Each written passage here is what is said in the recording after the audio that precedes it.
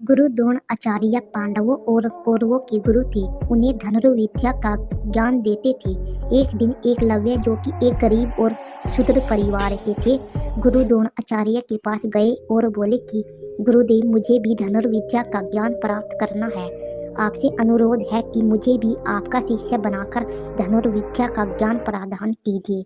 किंतु गुरु द्रोणाचार्य ने एकलव्य को अपना व्यवस्था बताई और कहा कि वो किसी और गुरु से शिक्षा प्राप्त कर ले। यह सुनकर एकलव्य वहां से चले गए। इस घटना के बहुत दिनों बाद अर्जुन और गुरु द्रोणाचार्य शिकार के लिए जंगल की ओर गए। उनके साथ एक कुत्ता भी गया हुआ था। कुत्ता अचानक से दौड़ते हुए एक जगह पर जाकर भौंकने लगा। वह काफी देर तक भौंकता रहा और फिर अचानक ही भौंकना बंद हो गया। अर्जुन और गुरुदेव को यह कुछ अजीब लगा और वे उस स्थान की ओर बढ़े जहाँ से कुत्ते की भौंकने की आवाज आ रही थी। उन्होंने वहां जाकर जो देखा वो एक अविश्वसनीय घटना थी। किसी ने कुत्ते को बिना चोट पहुंचाए उसका मुंह तीरों के माध्यम से बंद कर दिया और वह चाहकर भी भौंक नहीं सकता था। ये देखकर गुरु द्रोणाचार्य चौंक गए और सोचने लगे, इतनी कुशलता से तो तीर चलाने का ज्ञान मैंने अपने प्रिय शिष्य अर्जुन को भी नहीं दिया और न ही ऐसे भेजने वाला ज्ञान मेरे अलावा यहाँ कोई जानता है।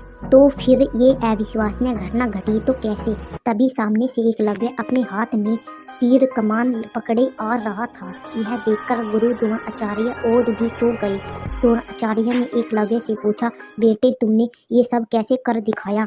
तब एकलव्य ने कहा, गुरुदेव, मैंने यह आपकी मूर्ति बनाई और रोज इसकी वंदना करने के पश्चात मैं इसके समक्ष कड़ा अभ्यास किया करता हूँ और इसी अभ्यास के चलते मैं आज आपके सामने धनुष पकड़ने के लायक बना हूँ। गुरुदेव ने कहा, तुम धन्य हो, तुम्हारे अभ्यास ने ही तुम्हें इतना श्रेष्ठ धनुर्धर बनाया है और आज मैं समझ गया कि अभ्यास ही सबसे बड़ा गुरु है।